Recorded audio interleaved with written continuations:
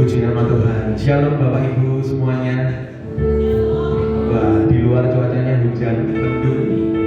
Tapi kita percaya bahwa semua karena kemurahan Tuhan kita boleh ada di tempat ini. Amin. Kita bersama-sama akan masuk dalam doa. Terima kasih Tuhan untuk penyertaan-Mu dalam kehidupan kami.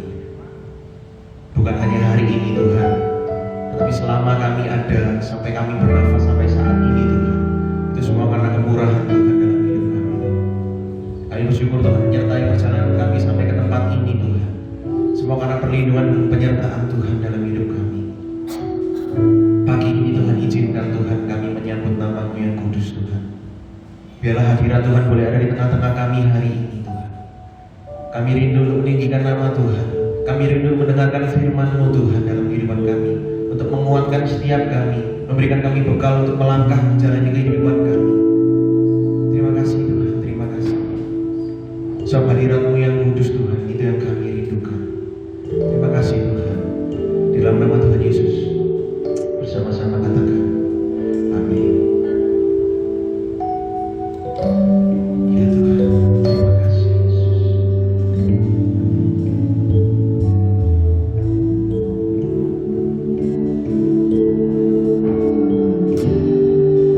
Nyanyikan sama-sama. Saat indah ku berhadapan denganmu,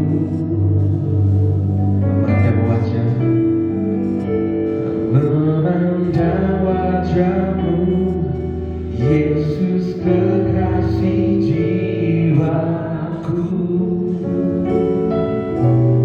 Bawa kami dekat Tuhan dalam hadirat-Mu, bawa daku berada dalam pelukan-Mu, menikmati kasih-Mu, menikmati kasih dan indah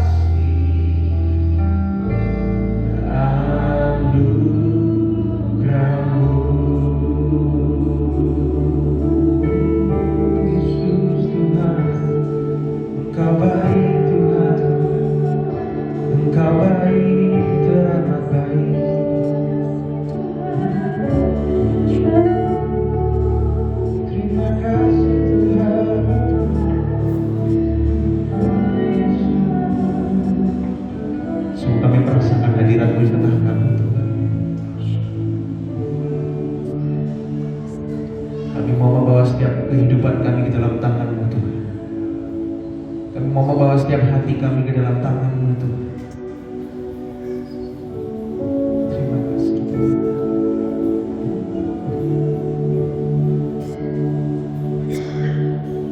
Ku membawa hatiku, hanya Engkau Tuhan, tidak ada yang lain. Hanya Engkau Yesus dalam hidup kami, satu-satunya dalam hidup kami.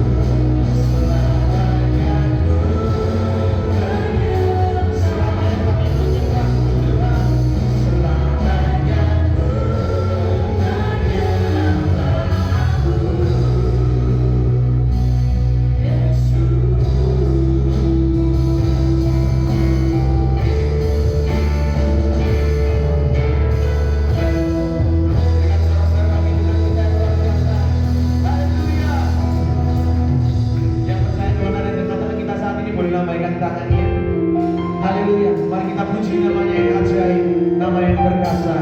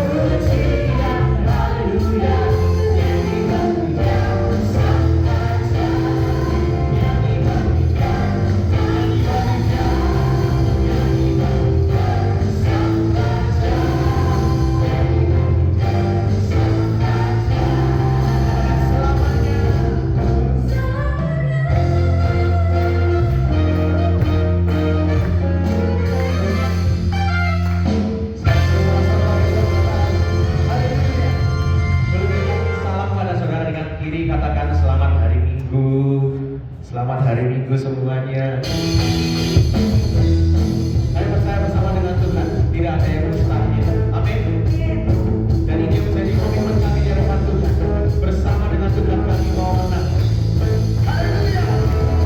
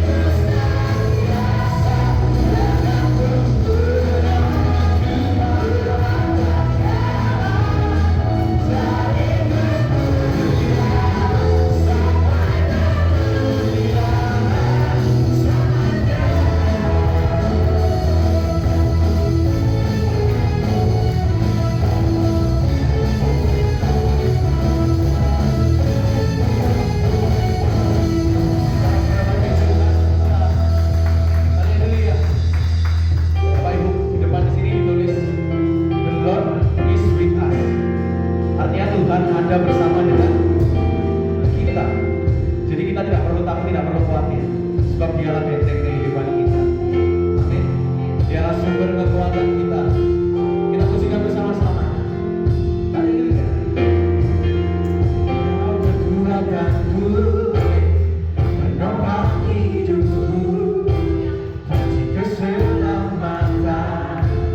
Kau buktikan kasih setiamu, benteng hidupku.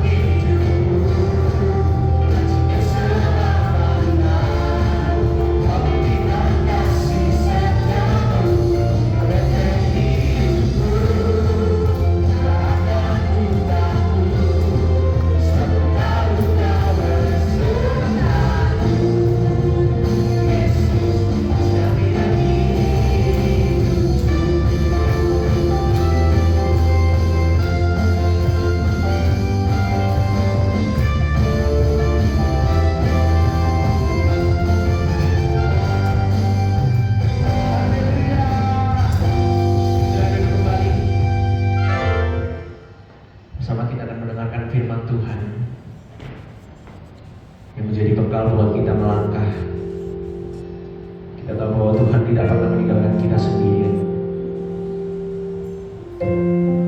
Dalam suka, duka, keadaan mungkin kurang baik, mungkin posisi kita lagi tinggi atau posisi kita lagi di bawah, mungkin kita bukan orang yang bergelimangan harta, tapi percaya Dia Tuhan buat semua orang, bukan cuma buat kaum tertentu. No, Dia Tuhan bagi semua orang. Pertanyaannya sekarang adalah seperti ini: maukah kita ikut Tuhan sampai akhir hidup kita? Kalau Tuhan sudah menjaga kita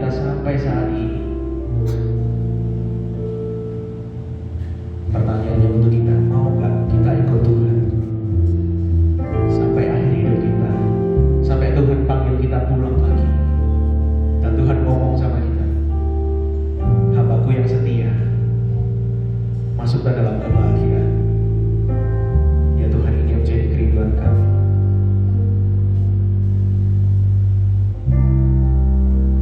Terima kasih Tuhan.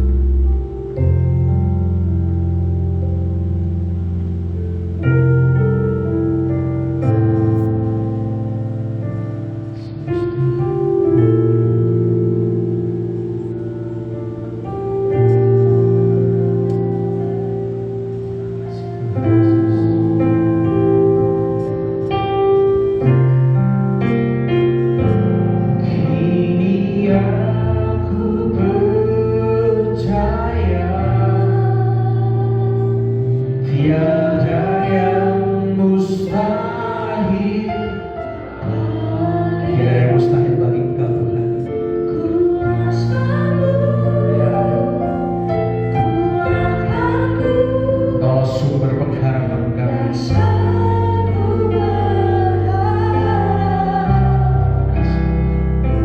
Kini aku berserah pada rancangan-Mu bagiku. Ku ikuti panggilan-Mu, ku kan setia sampai akhir hidupku.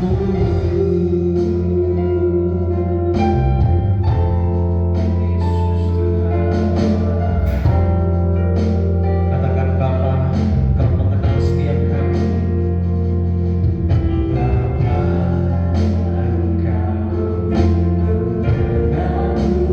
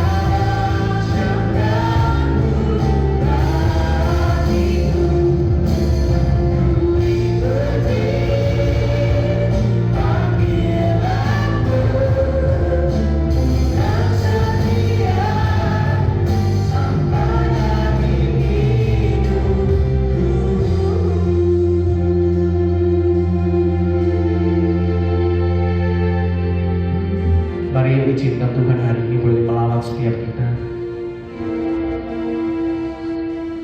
Mungkin hari-hari ini mungkin kita kurang berdoa, mungkin hari ini kita kurang ngobrol sama Tuhan. Biarlah di pagi ini jadi momen kita untuk kita kembali dekat dengan Tuhan. Mensyukuri setiap pemberian yang Tuhan berikan bagi setiap kita. Mensyukuri setiap kasih setia Tuhan, anugerah Tuhan. Kalau kami ada sampai saat ini Tuhan, kalau kami saat ini masih bernafas Tuhan, ini semua karena kemurahan.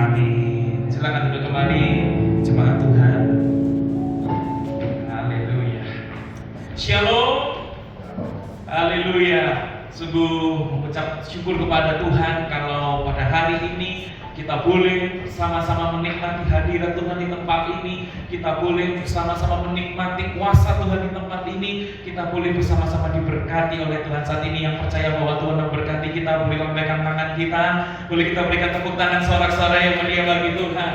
Haleluya. Ya, Bapak Ibu Saudara-saudari, di sebelah ada Gideon Kids. Buat Bapak Ibu Saudara-saudari yang bisa membawa anak, bisa dibawa ke sebelah, begitu ya, untuk akan mengikuti ibadah kids gitu. Dan kemudian juga Bapak Ibu Saudara-saudari, saya mau mengucapkan sungguh banyak terima kasih ya untuk segala support ya, baik itu berupa daya, dana, waktu, doa, usaha, semua yang sudah diberikan gitu ya.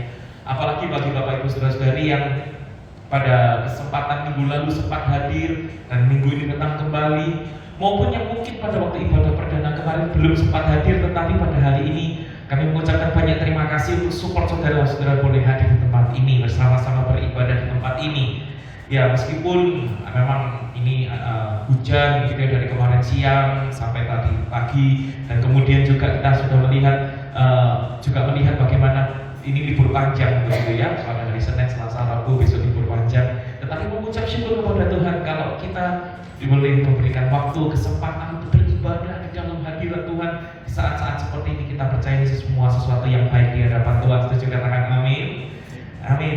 Dan Bapak Ibu Saudara-saudari, ya inilah gereja begitu ya, bahwa bukan terdiri dari bangunannya, tetapi terdiri dari orang-orangnya. Dan juga ya ini karena baru perkenalan pertama kali begitu ya. Pertama-tama mungkin masih ada yang belum mengerti, ada yang kebingungan. Nah, jadi nanti amplop yang Bapak Ibu Saudara-saudari terima itu bisa untuk persembahan dan juga untuk persepuluhan yang akan diedarkan nanti pada akhir ibadah melalui kantor persembahan itu. Dan bagi Bapak Ibu Saudara-saudari juga yang mau memberikan persembahan atau persepuluhan secara online, kami juga menyediakan rekening yang bisa Bapak Ibu Saudara-saudari transfer di tempat itu, yang kami juga sharekan melalui pengumuman-pengumuman, juga ada di Instagram, juga ada di WA, juga ada. Dan kemudian ada formulir begitu yang Bapak Ibu Saudara-saudari dapat. Nah, itu bisa diisi begitu dan kemudian dikumpulkan, entah mau minggu ini atau saudara mau minggu-minggu ke depan, tidak ada masalah. Tapi itu tujuannya adalah supaya kami bisa melayani lebih baik. Mungkin dari Bapak Ibu Saudara-saudari ada yang butuh konseling, ada yang butuh bantuan doa, ada yang mau bergabung dalam komsel, ada yang mau bergabung dalam pelayanan, ada yang mau membutuhkan mungkin pelayanan pastoral, entah pernikahan, entah kedukaan, ya, dan lain sebagainya. Itu bisa diisi di situ Bapak Ibu Saudara-saudari ya. Dan ya, kalau tadi Bapak Ibu Saudara-saudari masuk seperti juga minggu lalu mendapatkan stiker GBI Gideon begitu ya, The Lord is with us. Mengapa kita membagikan stiker itu Bapak Ibu Saudara-saudari? Karena memang kami rindu melalui stiker itu dimanapun Bapak Ibu Saudara-saudari menempelkannya, entah mau di mobil, entah di sepeda motor, entah di tempat kerja, entah di rumah, di kaca atau dimanapun, itu bisa menjadi sebuah batu peringatan bagi kita bahwa ketika kita melihat nama Gideon itu, sebuah pesan penting utama yang disampaikan oleh firman Tuhan melalui nama itu adalah The Lord is with us, bahwa Tuhan beserta kita. Nah, Bapak Ibu Saudara-saudari, mungkin Bapak Ibu Saudara-saudari ada sebagian yang belum mengerti begitu, mengapa gereja kita diberikan nama gereja GBI Gideon, mengapa tagline-nya harus The Lord is with us, apa hubungan relevansinya dengan kehidupan kita sehari-hari. Nah, Bapak Ibu Saudara-saudari, minggu lalu saya sempat menceritakan begitu bahwa yang namanya Gideon itu didapat karena ketika kami bergumul untuk kami akan memulai merintis gereja yang baru, Bapak Ibu Saudara-saudari. Di situ pada waktu ibadah pagi seperti itu ya, saya main musik drum, kemudian istri saya Emil itu WL gitu ya, worship leader. Saya berdoa, Tuhan, kalau memang Tuhan benar mengutus kami untuk pergi merintis gereja yang baru, teguhkan kami dengan firman-Mu ya Tuhan, gitu ya. Dan kemudian ternyata pada waktu itu hamba Tuhan yang menyampaikan, yang saya kira mungkin hamba Tuhan itu pada waktu itu hanya menyampaikan ya mempersiapkan firman selayaknya mempersiapkan firman pada biasanya. Tetapi ternyata firman itu berbicara secara khusus bagi kami. Ketika firman itu berbicara mengenai kisah dari Gideon, dan kemudian pesan dari situ adalah pergilah dengan kekuatanmu, ya selamatkanlah, karena aku mengutus kamu, karena aku menyertai kamu. Dan pesan utama, aku menyertai kamu meskipun kamu paling lemah, meskipun kamu paling kecil. Tetapi di situ pesan Tuhan begitu kuat begitu, sampai setelah firman Tuhan selesai, sebagai ada ya beberapa pelayan yang memang mengerti kami akan merintis gereja yang baru, ada sempat bertanya, kamu titip pesan lah sama pendetanya yang korban gitu ya? Oh enggak kan enggak titip pesan apa-apa gitu ya. Ya terus sampai dia bilang, ya ini sudah jelas gitu ya, firman Tuhan sudah jelas, berangkat maju gitu ya. Dan setelah itu kami makan siang, ayah saya lalu berbicara gitu ya, ini kok kepikiran bagaimana kalau namanya pakai nama Gideon gitu ya, apalagi diteguhkan oleh firman Tuhan ini. Oh iya, Jadi kata Gideon ini menjadi batu peringatan untuk oke, kita akan melangkah maju. Tetapi pesan yang penting yang mau disampaikan melalui Gideon ini adalah the Lord is with us. Dan hari ini Bapak Ibu Saudara-saudari, sebenarnya saya ingin menyampaikan visi dari gereja ini, misi dari gereja ini dan selanjutnya. Tetapi kemudian ada memberikan pertimbangan. Coba dipertimbangkan, mungkin ada yang kemarin ibadah perdana belum sempat datang dan pada hari ini sempat datang, ya ingin mengetahui lebih lanjut apa itu mengenai the Lord is with us, pesan dari Gideon ini. Lalu ada yang memberikan masukan juga, ya coba dipertimbangkan bagaimana kalau yang kemarin sudah datang dan hari ini ingin mengetahui lebih dalam lagi mengenai, menyelam lebih dalam lagi mengenai the Lord is with us ini. Wah, saya kira ini pertimbangan yang sangat baik begitu ya. Akhirnya saya berdoa dan sebab itu pada hari ini Tuhan tuntun ya untuk kita akan sama-sama mempelajari firman Tuhan ini Bapak Ibu Saudara-saudari. Apakah betul Tuhan sungguh-sungguh menyertai hidup kita? Ya kalau pada minggu lalu kita media mungkin tolong PowerPoint saya bisa ya, tolong PowerPointnya. Nah kalau minggu lalu kita dari Hakim-Hakim pasal 6 ayat yang ke-12 sampai dengan 16. Hari ini kita akan mempelajari dari Hakim-Hakim pasal yang ke-6 ayat 1 sampai dengan ayat yang ke-11 dulu, begitu ya. Ayat 1 sampai dengan ayat yang ke-11 karena 12 sampai 16 itu yang minggu lalu memang utamanya ya, teks utamanya saudara-saudara bisa mengikuti di dalam YouTube kami, di dalam YouTube kita ya. Tetapi hari ini kita akan belajar dari ayat 1 sampai dengan 11. Pesan apa yang mau disampaikan Tuhan yang kita menyelam lebih dalam mengenai the Lord is with us ini. Karena memang menjadi pertanyaan bagi kita, apakah benar Tuhan tetap menyertai kita ketika kita jatuh bangun di dalam dosa? Apakah Tuhan menyertai kita di saat-saat seperti itu? Atau apakah Tuhan tetap menyertai kita ketika kita mengalami masa kesukaran, ketika kita sedang down, ketika kita ada di titik yang terendah dalam hidup kita? Apakah di saat-saat seperti itu Tuhan itu tetap menyertai kita atau tidak? Apakah Tuhan tetap menyertai kita atau tidak ketika kita memang berdoa, tetapi motivasi kita dalam berdoa adalah motivasi yang keliru dalam berdoa? Apakah di saat-saat seperti itu Tuhan tetap menyertai kita? Nah sebab itu Bapak Ibu Saudara-saudari, kita akan mempelajari firman Tuhan ini dalam Hakim-Hakim pasal yang ke-6 ayat yang pertama sampai dengan ayat yang ke-11 untuk kita mengerti apa yang mau disampaikan oleh firman Tuhan ini. Saya akan membacakan bagi kita semua Bapak Ibu Saudara-saudari. Hakim-Hakim pasal 6 ayat yang pertama dikatakan, tetapi orang Israel melakukan apa yang jahat di mata Tuhan, sebab itu Tuhan menyerahkan mereka ke dalam tangan orang Midian 7 tahun lamanya. Dan selama itu orang Midian berkuasa atas orang Israel. Karena takutnya kepada orang Midian itu, maka orang Israel membuat tempat-tempat perlindungan di pegunungan, yakni gua-gua dan kubu-kubu.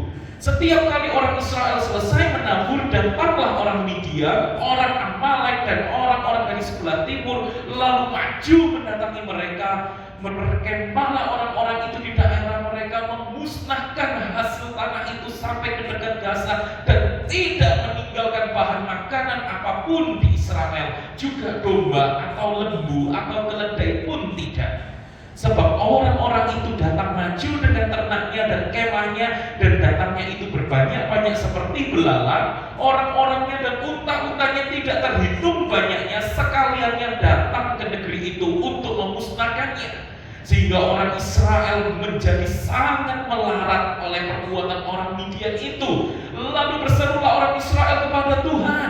Dalam ayat yang ke-7 kemudian dikatakan, ketika orang Israel berseru kepada Tuhan karena orang Midian itu, maka Tuhan mengutus seorang nabi kepada orang Israel yang berkata kepada mereka, beginilah firman Tuhan Allah Israel, Akulah yang menuntun kamu keluar dari Mesir dan yang membawa kamu keluar dari rumah perbudakan. Dan ayat 9, aku melepaskan kamu dari tangan orang Mesir dan dari tangan semua orang yang menindas kamu. Bahkan aku menghalau mereka dari depanmu, dan negeri mereka aku berikan kepadamu. Dan aku telah berfirman kepadamu, akulah Tuhan Allahmu, maka janganlah kamu menyembah Allah orang Amori yang negerinya kamu diami ini, tetapi kamu tidak mendengarkan firmanku itu. Kemudian datanglah malaikat Tuhan dan duduk di bawah pohon terbanting di Ofra, kepunyaan Yoas orang Abiezer itu. Sedang Gideon, lagi Gideon muncul ya, anaknya mengirik gandum dalam tempat pemerasan anggur agar tersembunyi bagi orang Midian. Nah sebab itu Bapak Ibu Saudara-saudari, di sini kita lihat pengantar dari kisah Gideon ini di dalam ayat 1 sampai dengan 11. Apa yang sesungguhnya terjadi sampai Tuhan harus memunculkan Gideon bagi orang-orang Israel. Nah Bapak Ibu Saudara-saudari, dari sini kita melihat sampai batas mana sih sebenarnya Tuhan itu menyertai kita.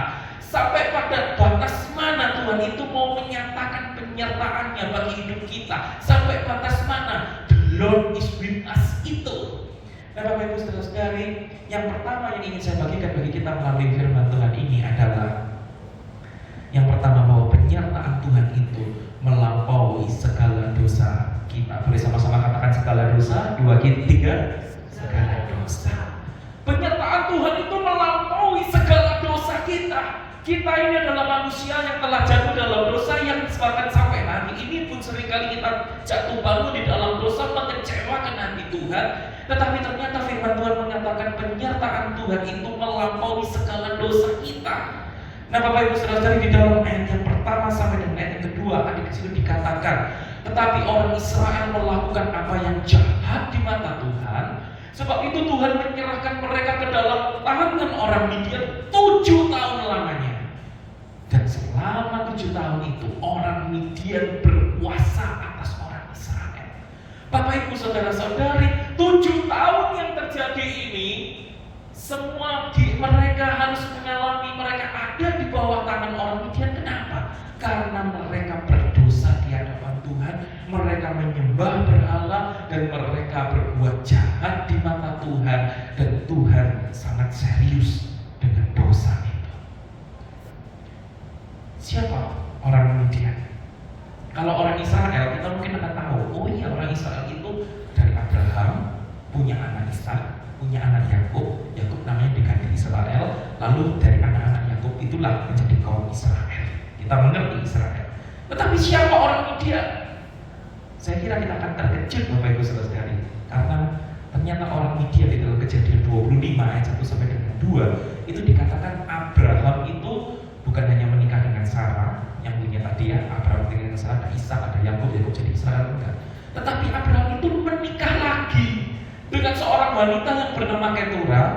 Istrinya itu melahirkan anak-anak yang bernama Simran, Yoksan, Medan, Midian. Di situ muncul Isbak dan Suah. Jadi ternyata Midian itu pun adalah keturunan dari Abraham, dari istri yang kedua. Yang artinya sebetulnya Midian dan Israel itu punya hubungan kekerabatan, punya hubungan saudara. Menarik ya. Lalu siapa orang Midian lagi? Karena ternyata orang Midian itu pada zaman Musa di Bilangan 25 ayat 16 sampai 17, Tuhan itu pernah bilang sama Musa, bilangnya apa? Lawan orang Midian itu, tewaskanlah mereka. Wah, ternyata pernah disuruh untuk menghancurkan orang-orang Midian itu. Tetapi sekarang karena orang Israel berdosa, karena sekarang orang Israel menyembah berhala, karena sekarang orang Israel berbuat jahat di mata Tuhan, Tuhan bisa membuat orang-orang Midian yang harusnya punya hubungan saudara, orang Midian yang harusnya sudah ditewaskan oleh Musa pada orang-orang Israel pada zaman Musa, sekarang orang Midian itu dipakai Tuhan untuk menghajar orang-orang Israel. Di situ Tuhan memang menunjukkan Dia sangat serius dengan dosa pada Ibu saudara-saudara. Tetapi menariknya apa? Menariknya di dalam Hakim-Hakim ini kan kita belajarnya Hakim-Hakim pasal 6 ya. Tetapi di Hakim-Hakim pasal 5 ya, kalau di sini Hakim-Hakim pasal 6 pasal 5, di situ dikatakan lalu amanlah negeri itu 40 tahun lamanya. Ini Hakim-Hakim pasal 5. Di Hakim-Hakim pasal 8 dikatakan lagi amanlah negeri itu 40 tahun lamanya pada zaman Gideon. Jadi ternyata di tengah-tengah keberdosaan orang Israel, masa 7 tahun ini adalah masa yang diapit dari 40 tahun itu Tuhan merasa aman.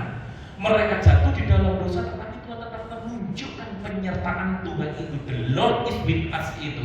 Sehingga setelah 7 tahun itu Tuhan menunjukkan belas kasihnya, ada masa 40 tahun lagi di mana Tuhan menunjukkan penyertaannya.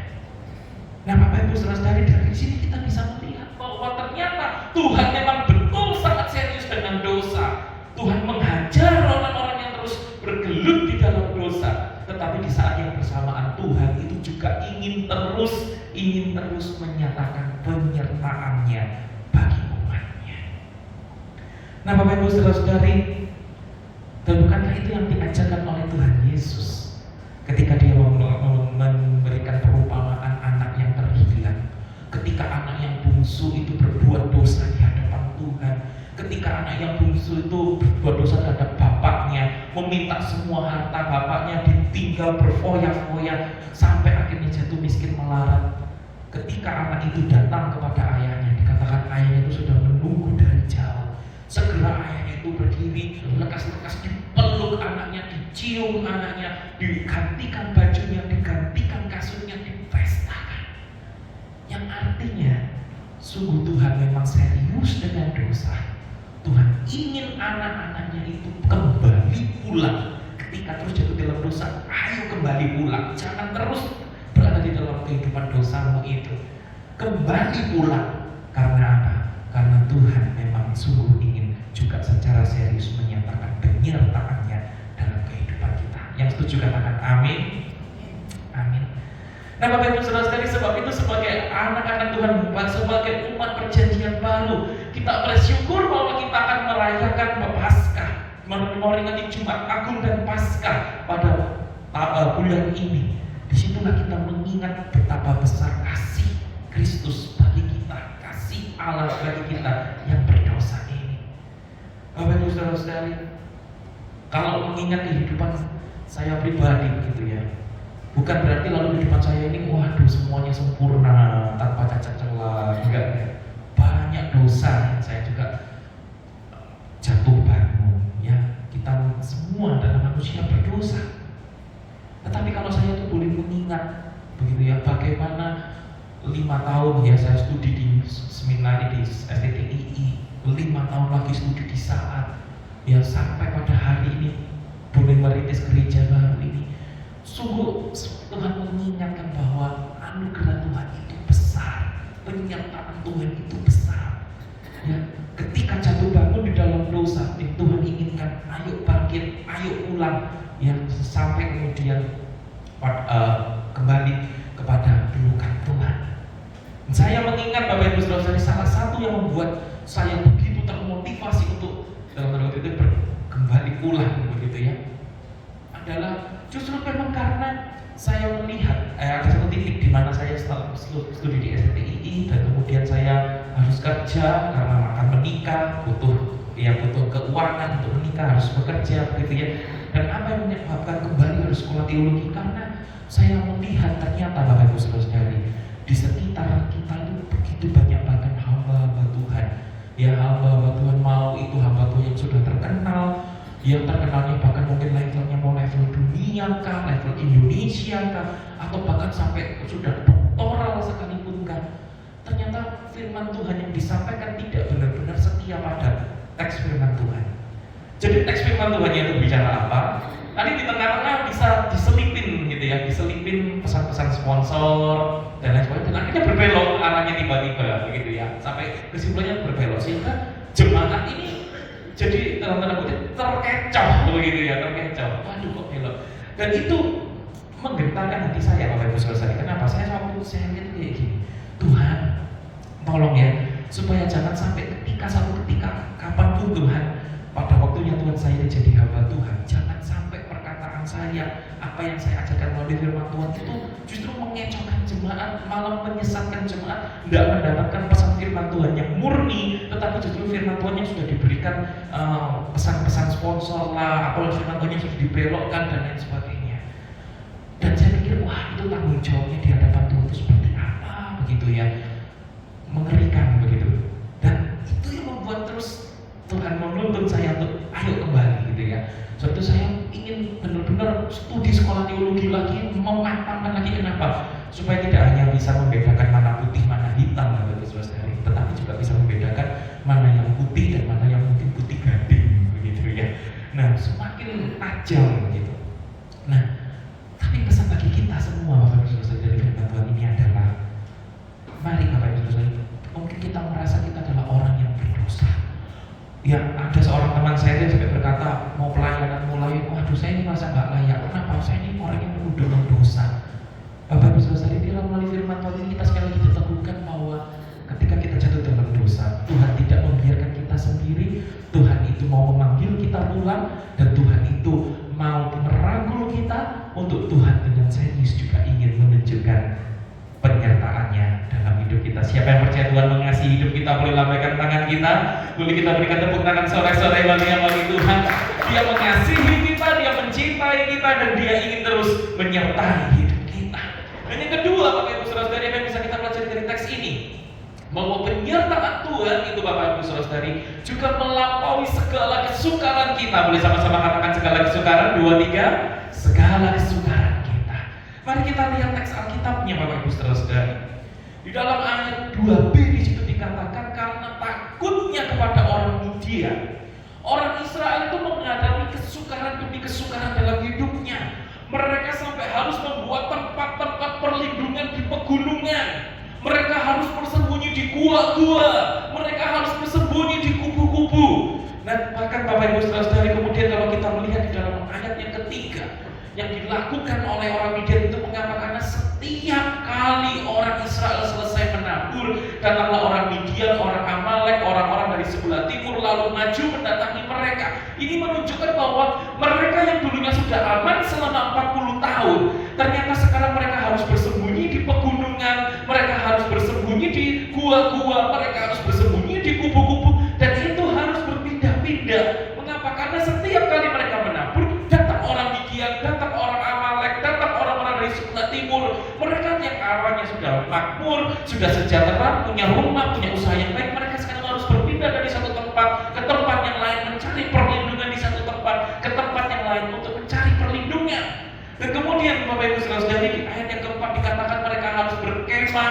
Yang masalahnya kalau ketika orang Israel berkemah, namanya orang-orang Midian dan sekutunya itu berkemah juga ya di situ. Dan kemudian mereka memusnahkan hasil tanah orang Israel sampai tidak ditinggalkan bahan makanan apapun juga di Israel. Dan bahkan di ayat yang kelima, Bapak Ibu Saudara-saudari, orang-orang itu datang maju dengan ternaknya, dan datangnya itu banyak sekali, seperti belalang tidak terhitung jumlahnya. Dan bahkan kemudian di ayat yang ke-6 dikatakan, sehingga orang Israel itu sampai menjadi sangat melarat oleh perbuatan orang Midian itu. Dan Bapak Ibu Saudara-saudari, bukankah di sini kita bisa melihat betapa sukarnya kehidupan orang-orang Israel pada waktu itu? Mereka mengalami masa-masa kesukaran yang begitu luar biasa, sehingga mereka harus mencari perlindungan itu di dalam gunung, di dalam gua, di dalam kubu-kubu, dan berpindah-pindah dari satu tempat ke tempat yang lain karena mereka sangat melarat dan mereka habis-habisan diserang oleh orang-orang Midian itu.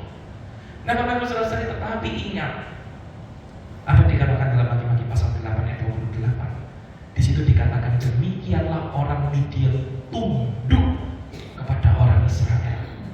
Ternyata endingnya orang-orang Midian yang begitu luar biasa itu akhirnya harus tunduk kepada orang Israel, dan mereka sampai tidak dapat menegakkan kepalanya lagi. Maka amanlah negeri itu 40 tahun lamanya pada zaman Gideon. Artinya apa? Ternyata di tengah-tengah masa kesukaran yang harus dialami oleh orang Israel itu, Tuhan tetap menunjukkan bahwa aku menyertai kamu.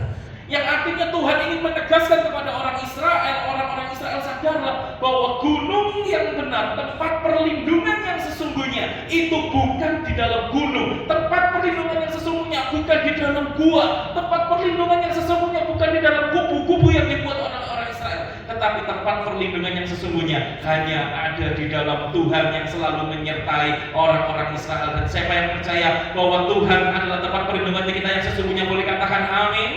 Boleh kita berikan tepuk tangan sore-sore bagi Tuhan. Tuhanlah tempat perlindungan kita yang sesungguhnya di atas segala semuanya itu. Nah, Bapak Ibu Saudara-saudari, dan bukankah itu yang diajarkan juga di dalam perjanjian baru sebagai kita umat perjanjian baru? Dua hal yang tidak dapat berubah. Allah tidak mungkin berdusta mengenai janji dan sumpahnya. Sebab itu kita yang sudah berlindung pada Allah, kita yang berlindung pada Allah, kita diberi dorongan kuat berpegang teguh pada harapan yang terbentang di depan kita. Mengapa? Karena harapan kita itu seperti jangkar yang tertanam sangat dalam, merupakan pegangan yang kuat dan aman bagi hidup kita. Harapan itu menembus gorden Roh Maha Suci di rumah Tuhan di surga, dan kunci semuanya itu adalah Yesus yang sudah merintis jalan ke tempat itu untuk kita dan sudah masuk di sana untuk menjadi imam agung kita untuk selama-lamanya seperti Imam Melkisedek. Bapak Ibu Saudara-saudari, sekali lagi ketika kita akan memperingati Jumat Agung dan Paskah, disitulah kita diteguhkan bahwa kita sebagai umat perjanjian baru kita punya Yesus yang meneguhkan harapan kita ketika kita berlindung kepada Allah, ketika kita berlindung kepada Tuhan. Yesuslah jangkar yang kuat itu, yang kokoh itu, yang menjadikan kita punya harapan yang teguh. Sebab itu Bapak Ibu Saudara-saudari, kesukaran demi kesukaran yang kita alami hari-hari ini, mungkin kita ada di titik yang terendah sekalipun, mari kita tetap kembali kepada Tuhan, karena tempat perlindungan kita sesungguhnya bukan yang lain-lain, tetapi tempat perlindungan kita yang sesungguhnya adalah hanya ada di dalam Tuhan yang menyertai hidup kita. Bapak Ibu Saudara-saudari, ketika saya merenungkan firman Tuhan ini, saya teringat bagaimana ketika saya ada masa di titik begitu ya, ketika bergumul Tuhan mau menunjukkan kemana, saya menyadari bahwa saya berlindung kepada koneksi dengan orang-orang yang berpengaruh. Saya mulai menghubungi gereja-gereja yang mungkin gereja-gereja yang besar-besar begitu ya, yang luar biasa, yang memang saya punya koneksi dengan orang-orang hebat itu. Saya mencoba menghubungi si A, si B, si C, sampai akhirnya Tuhan tuntun terus untuk ayo rintis gereja baru. Jangan hanya sekedar bergabung dengan salah satu gereja yang besar saja, rintis gereja yang baru. Awalnya ketika saya rintis gereja yang baru ini pun saya juga berlindung ya pada koneksi, pada orang-orang yang berpengaruh, hamba-hamba Tuhan yang besar yang berpengaruh di Indonesia bahkan mendunia. Hubungi hamba Tuhan A, hamba Tuhan B, hamba Tuhan C. Tetapi Bapak Ibu Saudara, Tuhan terus pada akhirnya menuntun untuk mengingatkan saya bahwa ingat, perlindunganmu bukan pada koneksi, perlindunganmu bukan pada orang-orang hamba-hamba Tuhan, sekalipun mereka hamba-hamba Tuhan yang besar, yang mereka kalibernya bukan mungkin kaliber dunia gitu. Tetapi Tuhan mengingatkan bahwa perlindunganmu yang sesungguhnya harus ada di dalam Tuhan. Sehingga ketika hari Minggu itu, ketika kami akan memutuskan untuk gereja baru, hamba Tuhan yang menyampaikan firman Tuhan melalui kisah Gideon ini, meskipun kamu lemah, meskipun kamu itu paling kecil begitu ya, meskipun hanya dengan timnya Gideon ini adalah 300 orang saja menghadapi orang Amal, orang Midian yang bagaikan belalang banyaknya itu, tapi Tuhan yang beserta. Ayo maju bersama dengan Tuhan. Dan itu meneguhkan begitu Bapak Ibu Saudara-saudari iman saya. Yang mau saya ingin sampaikan Bapak Ibu Saudara-saudari, mari kita memperteguh iman kita untuk kita apapun kesukaan yang kita hadapi, mari kita hadapi bersama dengan Tuhan. Memang dalam teks ini Bapak Ibu Saudara-saudari, itu karena dosa mereka harus mengalami masa-masa kesukaran itu. Itu karena penyembahan berhala, dan berhala itu Bapak Ibu Saudara-saudari itu mungkin sekarang kita tidak menyembah berhala yang kelihatan patung begitu ya, ataupun yang lain, tidak. Tetapi mungkin berhala dalam hati kita itu intinya adalah semua hal yang ketika itu dibandingkan dengan Tuhan, kita menganggap itu lebih penting daripada Tuhan. Berhala hati kita bisa bicara soal kita punya kuasa. Wah, itu baru namanya kita merasa mantap, merasa bisa maju. Ketika kita bisa kontrol, ya kalau suatu yang ada di depan kita bisa kontrol semua, kita pegang, kita usah kontrol semua. Itu baru kita bisa rasanya mantap maju. Kalau kita tidak penerimaan, ya orang-orang di sekitar kita menerima kita, wah itu baru namanya hidup yang bikin lebih hidup baru itu. Kalau kita ada rasa nyaman gitu ya, kalau aduh nyaman, enak, wah itu baru Tuhan. Dan itu tadi menjadi berhala hati kita. Bapak Ibu Saudara-saudari, dan ketika jika memang gara-gara dosa-dosa yang seperti itu lalu dimulai dari hati mendorong kita untuk kita jatuh bangun di dalam dosa, dan akhirnya kita mengalami kesukaran demi kesukaran, maka jelas jawabannya adalah ya kita harus bertobat Bapak Ibu Saudara-saudari. Kita harus meninggalkan dosa-dosa itu dan kita kembali kepada Kristus, menjadikan Kristus sang perlindungan utama kita, menjadikan Kristus yang mau menyertai hidup kita itu menjadi perlindungan utama kita, bukan lagi kenyamanan kita yang jadi perlindungan kita, bukan lagi kontrol kita, yang menjadi perlindungan kita. Bukan itu, tetapi Kristus yang perlu menjadi perlindungan kita. Dan ketika itu terjadi, Bapak Ibu Saudara-saudari, disitulah kita bisa menikmati yang namanya bagaimana Tuhan terus menyertai kita, mengatasi segala kesukaran kita. Tetapi ada kalanya kita memang juga harus mengalami masa-masa kesukaran karena Tuhan memproses kita yang sebetulnya itu gak ada hubungannya sama sekali dengan dosa kita. Kita melihat di dalam Alkitab ada Yusuf, kita melihat di dalam Alkitab ada Ayub. Itulah contoh-contoh orang yang tidak berdosa, tetapi ingat, puncaknya adalah Yesus sendiri tidak berdosa, tetapi harus mengalami yang namanya berbagai macam penderitaan. Kalau Tuhan Yesus karena dosa-dosa kita, begitu ya, karena dosa-dosa kita. Tetapi mari, ya, ketika kita sadar bahwa kita mungkin boleh mengalami kesukaran, kita boleh mengalami ada di titik terendah, kita mungkin boleh mengalami pergumulan apapun musim hidup kita, jika itu memang bukan karena dosa kita, tetapi kita tahu karena Tuhan yang mau memproses kita. Mari kita maju terus bersama Tuhan, karena kita percaya Tuhan Yesus selalu menyertai kita. Tuhan Yesus kota benteng kita, Tuhan Yesus tempat perlindungan kita. Yang setuju katakan amin. Mari kita berikan tepuk tangan sorak-sorai yang mulia bagi Tuhan. Ini yang kedua, Bapak Ibu Saudara-saudari, bahwa penyertaan Tuhan melampaui segala kesukaran kita.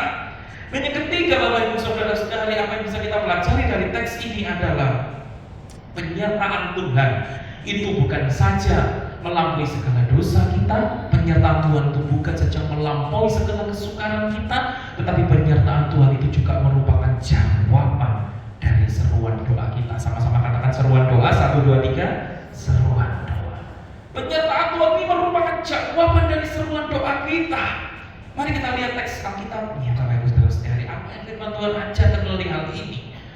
Dikatakan di situ, sehingga orang Israel menjadi sangat melarat oleh perbuatan orang Midian itu, lalu berserulah orang Israel kepada Tuhan. Apa yang menarik dari teks ini? Karena ternyata orang-orang Israel berseru kepada Tuhan itu sama sekali bukan karena mereka mau bertobat. Orang Israel berseru kepada Tuhan itu sama sekali bukan karena ingin menjadikan Tuhan yang jadi tempat perlindungan. Tetapi orang Israel ini berseru kepada Tuhan karena sebuah motivasi yang keliru, motivasi yang salah. Yaitu hanya karena apa? Karena mereka kejepit. Hanya karena mereka kejepit. Dan kalau berbicara masalah berhala hati, inilah berhala hati kenyamanan mereka, berhala hati kuasa mereka, berhala hati kontrol mereka itu tertutup, begitu ya. Dan gara-gara berhala hati mereka itulah makanya mereka berseru kepada Tuhan. Jelas ini adalah doa yang keliru, jelas ini adalah motivasi yang keliru, jelas ini adalah doa yang didorong oleh sesuatu yang salah di hadapan Tuhan. Tetapi menariknya apa? Ternyata di ayat yang ke-7, ketika orang Israel itu berseru kepada Tuhan karena orang Midian itu, maka Tuhan mengutus seorang nabi kepada orang Israel. Bapak Ibu Saudara, ternyata di dalam kekeliruan doa mereka, di dalam kekeliruan motivasi mereka dalam berdoa, Tuhan tetap menunjukkan bahwa sungguh aku menyertai kamu. The Lord is with us. Sungguh aku menyertai kamu. Tetap aku menyertai kamu. Dan bukankah ini anugerah? Tuhan seharusnya tidak berkewajiban untuk memberikannya. Umat Israel juga seharusnya tidak berhak menerimanya. Tetapi toh Tuhan tetap memberikannya. Inilah anugerah. Dan pesan penting yang mau Tuhan sampaikan apa? Ya, di dalam ayat yang ke-8, maka Tuhan mengutus seorang nabi kepada orang Israel. Siapa nabinya? Tidak disebutkan. Menarik ya, biasanya nabi-nabi disebutkan, tapi dalam teks ini siapa nabinya? Tidak disebutkan. Kenapa? Karena ada poin penting yang mau Tuhan sampaikan, supaya umat Israel itu tidak sampai misleading, salah nangkap. Akhirnya fokusnya ke nabinya, enggak. Tapi yang lebih penting dari nabinya adalah pesan Tuhannya itu lebih penting, pesan firman-Nya ini lebih penting. Ya, dikatakan beginilah firman Tuhan. Sekali Tuhan ngomong ini ya, beginilah firman Tuhan Allah Israel. Apa yang disampaikan oleh Tuhan? Akulah yang menuntun kamu keluar, akulah yang membawa kamu keluar. Aku yang menuntun, Aku yang membawa, aku yang melepaskan kamu dari tangan orang Mesir, aku yang menghalau orang Mesir itu, negeri mereka ku berikan kepadamu. Jadi Tuhan justru ingin menunjukkan, hei lihat orang Israel bahwa sungguh aku secara serius, aku menyertai kamu. Semua itu adalah inisiatif Tuhan. Aku yang bekerja, aku yang berinisiatif, aku yang aktif bertindak untuk menyertai orang-orang Israel. Dan inilah sekali lagi semua adalah anugerah Tuhan. Nah, Bapak Ibu saudara-saudari, dan pesan ini yang mau Tuhan tekankan bagi orang Israel. Dan kedua kali lagi Tuhan pesankan, dan aku telah berfirman. Aku telah berfirman. Jadi sungguh-sungguh Tuhan ingin serius kepada orang Israel. Yang singkirkan dulu siapa sih nama nabinya, tidak perlu tahu, karena yang penting ini yang mau disampaikan oleh Tuhan. Aku sudah berfirman, aku yang mengerjakan, aku yang aktif, aku yang berinisiatif, aku semua yang secara aktif menyertai orang Israel. Dan Tuhan mengatakan kedua kalinya, aku telah berfirman bahwa akulah Tuhan Allahmu. Jangan menyembah Allah orang Amori yang negeri yang kamu diami, tetapi kamu tidak mendengarkan firman. Yang artinya Tuhan ingin, ayo kembali kepada Tuhan. Kembali kepada Tuhan. Tuhan tahu bahwa doa mereka didorong oleh motivasi yang keliru. Tetapi inilah saatnya, turning pointnya, supaya mereka, umat Israel, sungguh kembali kepada Tuhan yang benar. Karena Tuhan sungguh secara serius ingin menyertai umat Israel. Bapak Ibu saudara-saudari, media boleh tolong bantu next. Nah, Bapak Ibu saudara-saudari, disinilah kita melihat dan bagaimana dengan umat perjanjian baru, Bapak Ibu saudara-saudari. Melalui kelahiran Kristus kita sudah belajar bahwa the Lord is with us ini memiliki benang merah sampai ke perjanjian baru yang dikatakan bahwa Yesus lahir itu adalah Immanuel, yang berarti Allah menyertai kita. Bahkan Kristus mati, Kristus bangkit menjadi jaminan buat kita. Sampai dia mau naik ke surga, dia berkata, aku menyertai kamu sampai pada kesudahan zaman. Jadi Bapak Ibu saudara-saudari, di sini kita melihat bahwa sungguh sekalipun doa-doa kita mungkin doa yang keliru di hadapan Tuhan, tetapi Tuhan itu sanggup, ya Tuhan itu ingin untuk terus menyertai kita. Sebab itu mari kita luruskan doa kita di hadapan Tuhan, karena kita tahu kita punya Tuhan yang mengasihi kita. Bapak Ibu saudara-saudari, saya teringat begitu ya, bagaimana ketika saya itu berdoa kepada Tuhan, seruan kepada Tuhan, Tuhan tolong begitu ya. Motivasinya mungkin pada waktu itu keliru ya. Motivasi kelirunya apa? Karena saya ingin mengandalkan orang-orang yang hebat. Tuhan, aku mau kemana arahku di Tuhan? Ya, berdoanya adalah berdoa untuk kalau bisa cari gereja yang besar-besar. Kalau merintis gereja dibimbing oleh hamba-hamba Tuhan yang besar-besar, yang pengaruhnya luar biasa. Meskipun doa saya keliru seperti itu, Bapak Ibu saudara-saudari, tetapi di sini saya juga diingatkan oleh Tuhan bahwa Tuhan itu yang bilang pada saya, bukankah ketika kamu bisa melangkah terus sampai pada sekolah di STII sampai selesai, bukankah itu semua karena aku yang menyertai kamu? Sampai di saat sampai selesai, bukankah itu semua karena aku yang menyertai kamu? Dan ya, banyak hal yang Tuhan ingatkan bagaimana Tuhan itu terus menyertai. Nah, Bapak Ibu saudara-saudari, dan ini yang meneguhkan saya sampai Tuhan benar bahwa memang Tuhan selalu menyertai.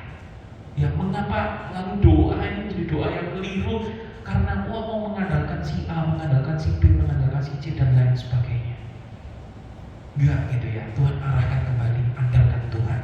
Andalkan Tuhan saja, karena memang Tuhan sungguh mau menyertai. Sebab itu Bapak Ibu saudara-saudari, ketika kita ada di dalam doa-doa kita perlu mengecek. Kalau mungkin kita sadar bahwa selama ini kita mungkin sudah pernah ada masa-masa di mana ketika kita menyampaikan doa kita kepada Tuhan, tapi dengan motivasi yang keliru, yang sebenarnya itu hanya untuk memenuhi kebutuhan berhala hati kita. Tetapi ternyata kita juga melihat di dalam sepanjang hidup kita, toh Tuhan tetap menyertai. Mari biar itu menjadi pendorong kita untuk saat ini, ketika kita terus melangkah ke depan,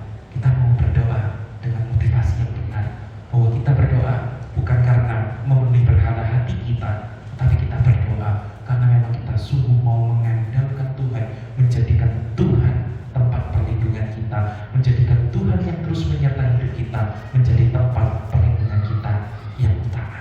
Amin, Bapak Ibu Saudara-saudari. Sebab itu, media mungkin bisa tolong bantu sampai pada kesimpulan. Ya, kita tolong next. Inilah Bapak Ibu Saudara-saudari yang kita pelajari pada pagi hari ini. Ya, oke, next. Ya, bahwa ketika kita belajar the Lord is with us ini, ketika Tuhan terus menyertai hidup kita ini, Bapak Ibu Saudara-saudari, yang pertama yang kita bisa pelajari adalah penyertaan Tuhan itu melampaui segala dosa kita. So itu maukah kita hidup dalam pertobatan, hidup dalam kembali pulang kepada pelukan Sang Bapa itu. Dan yang kedua, bahwa penyertaan Tuhan itu melampaui segala kesukaran kita. So itu maukah kita memusatkan perlindungan kita bukan kepada orang-orang lain, ataupun hal-hal lain, keuangan kita, koneksi kita, gelar kita, kepandaian kita, dan lain sebagainya. Tetapi maukah kita itu sungguh-sungguh menjadikan Tuhan sebagai tempat perlindungan kita? Dan yang ketiga, maukah kita juga menyadari bahwa penyertaan Tuhan itu merupakan jawaban seruan doa kita? Sehingga kalau kita sadar bahwa selama ini kita sudah menunaikan doa dengan motivasi yang keliru, tetapi toh Tuhan tetap menyertai kita, maukah sekarang kita juga menaikkan doa kita dengan motivasi yang benar, bukan untuk memenuhi berhala hati kita lagi, tetapi sungguh untuk kita menjadikan Tuhan sebagai tempat perlindungan kita. Tuhan yang menyertai kita, Tuhan juga lah tempat perlindungan kita. Bapak Ibu Saudara-saudari, Kristus yang sudah mati di atas kayu salib, Kristus yang sudah bangkit, Kristus yang hadir di dunia ini, tapi Kristus juga yang telah naik ke surga, itulah menjadi jaminan kita bahwa sungguh Tuhan menyertai kita. Amin. Mari kita tundukkan kepala kita, kita satukan hati kita di dalam doa. Sungguh kami mengucap syukur ya Tuhan, bahwa kami memiliki Tuhan yang mengasihi kami, Kristus yang lahir di dunia ini, Kristus yang mati bagi kami, Kristus yang bangkit, bahkan Kristus yang naik ke surga. Inilah yang menjadi kekuatan kami, inilah yang menjadi batu perlindungan kami, inilah menjadi jaminan kami bahwa sungguh kami memiliki Tuhan yang hidup, Tuhan yang menyertai setiap langkah-langkah hidup kami. Sebab itu Tuhan, kalau kami terus masih jatuh bangun di dalam dosa, kami sungguh mau disadarkan saat pada pagi hari ini bahwa kami mau bangkit untuk kami berbalik pulang ke dalam pelukan-Mu ya Tuhan. Kalau kami yang masih ada dalam pergumulan berbagai macam kesukaran demi kesukaran dalam hidup kami mau menjadikan bahwa Tuhan sebagai tempat perlindungan utama kami, bukan yang lain, bukan koneksi kami, bukan kepandaian kami, bukan gelar kami, bukan uang kami, bukan segala hal yang kami miliki, tetapi sungguh Tuhanlah yang jadi tempat perlindungan kami. Dan ketika kami sungguh Tuhan, kalau kami boleh mengenai bagaimana mungkin pada waktu yang lalu kami menaikkan doa-doa kami dengan motivasi yang keliru, tetapi toh kami melihat Tuhan tetap menyertai kami. Biarlah pada pagi hari ini kami mau membangkitkan iman kami kembali untuk kami berdoa kepada Tuhan dengan doa yang benar, bukan doa untuk memenuhi berhala hati kami Tuhan, tetapi doa karena memang kami mau menjadikan Tuhan menjadi tempat perlindungan kami, karena Engkau yang sudah beranugerah Tuhan, Engkau yang sudah secara aktif terus menyertai kami, Engkau yang sudah secara aktif terus melindungi kami. Sebab itu Tuhan, biarlah itu menjadi pendorong utama kami untuk kami terus mau mengutamakan Tuhan menjadi tempat perlindungan kami. Terima kasih Tuhan, terima kasih, berkati umat-Mu ini Tuhan. Hanya di dalam nama Tuhan Yesus Kristus kami berdoa dan mengucap syukur. Kita semua diberkati oleh firman Tuhan, untuk semua sama-sama katakan amin.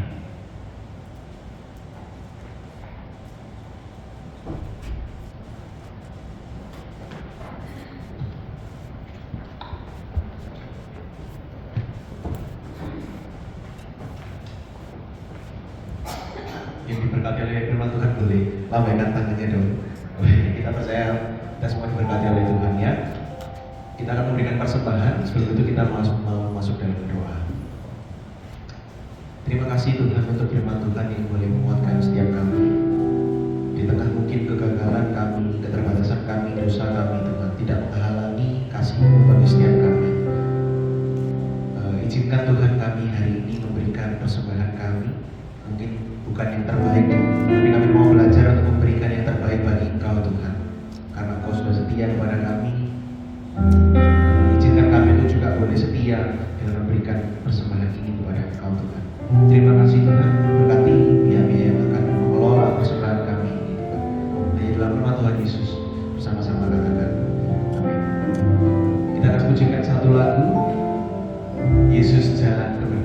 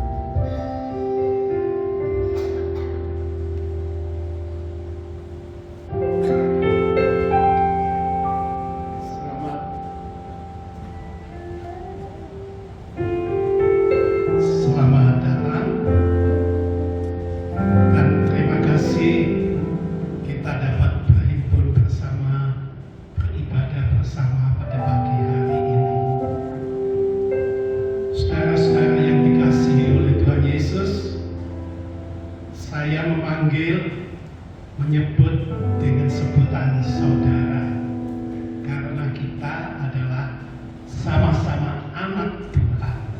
Jadi kita adalah bersaudara di dalam Kristus. Saya tidak memanggil teman, ya. Saudara lebih daripada teman.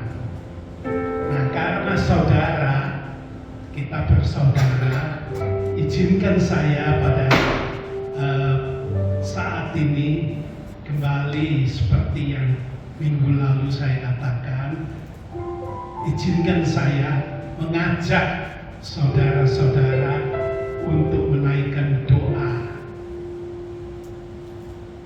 bersama. Apa isinya?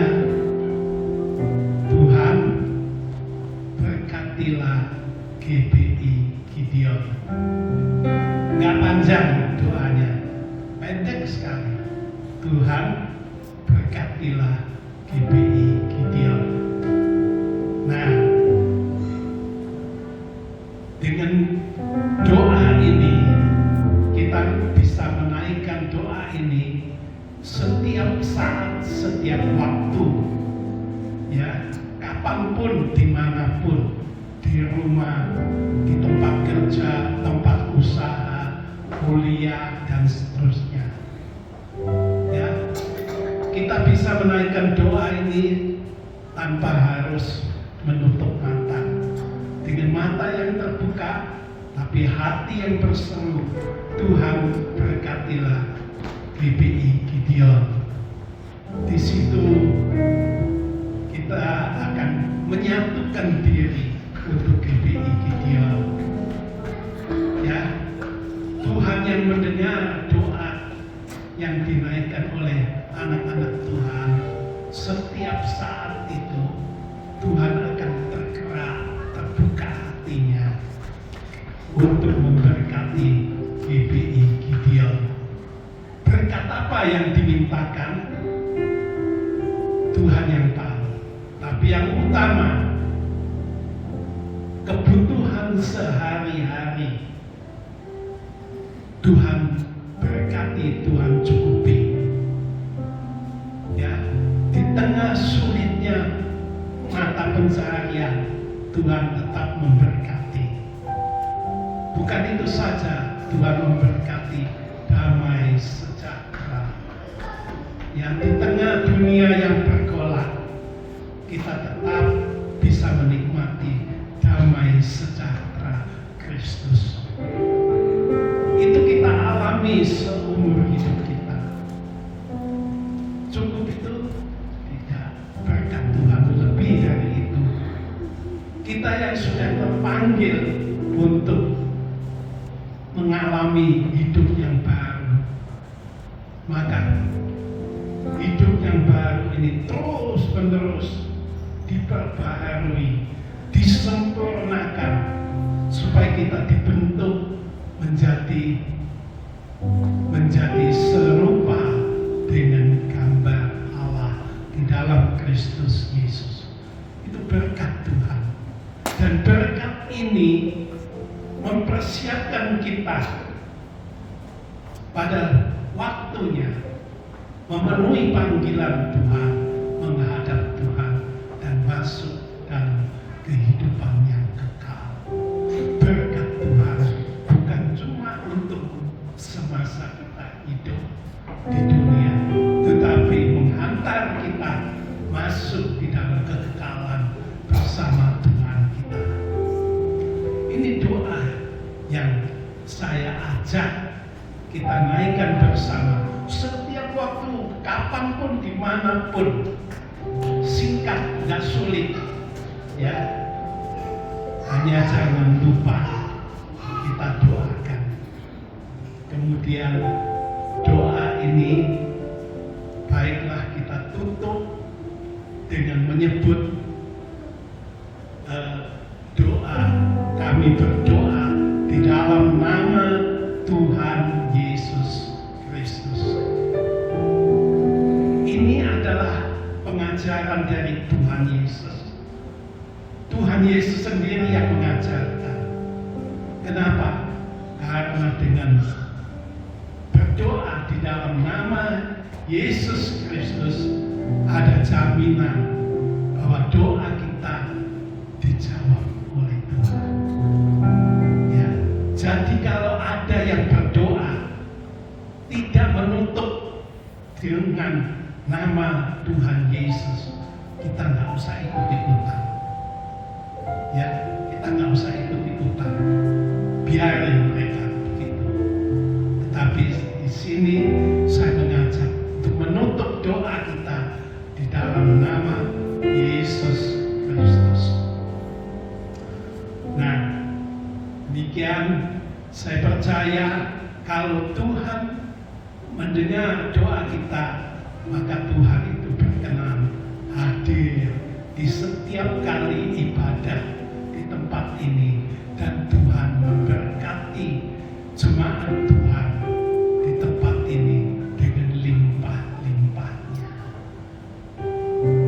Inilah seruan dan ajakan saya kepada jemaat Tuhan yang hadir saat ini.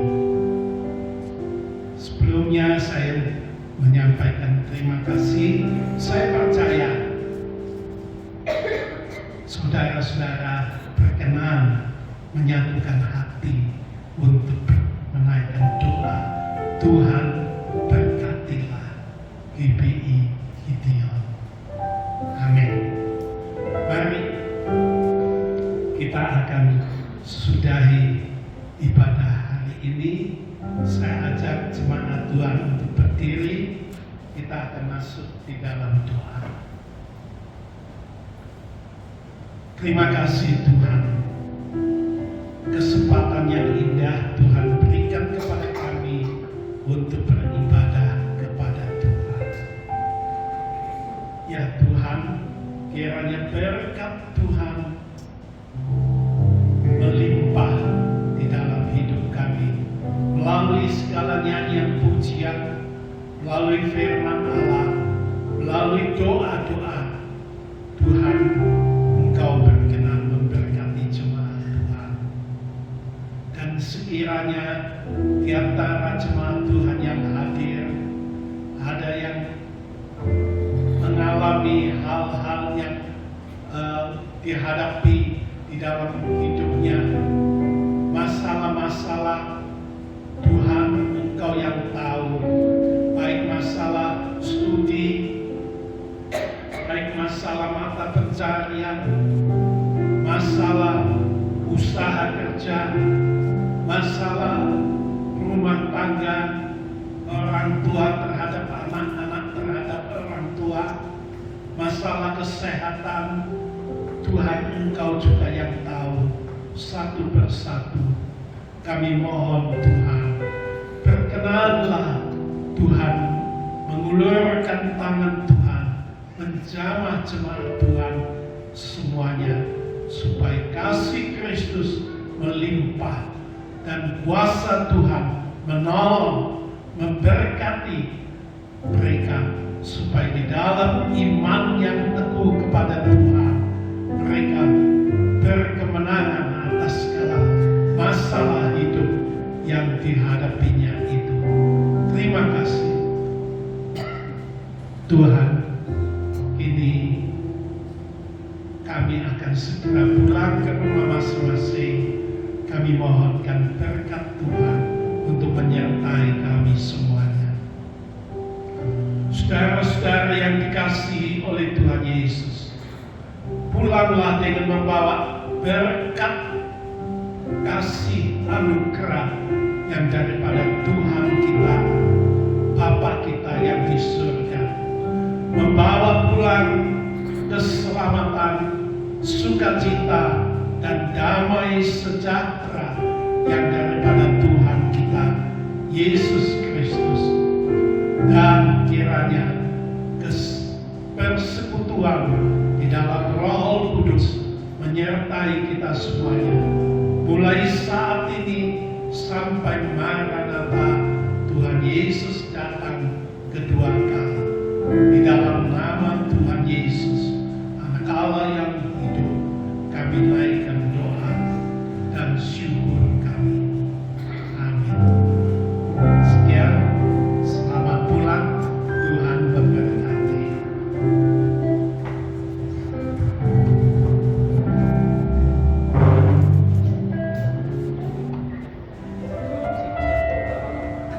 Ya, saat ini kita akan pertama ada konsumsi yang disediakan.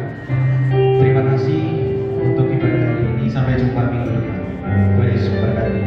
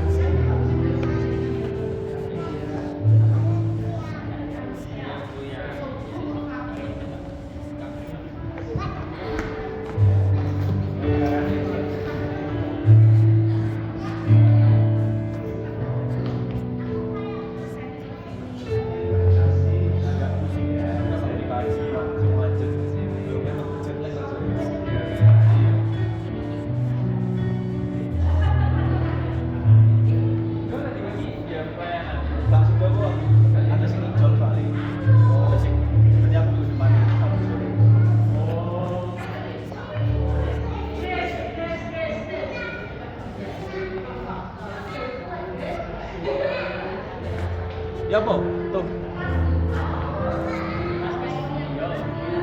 Sama apa tadi ya?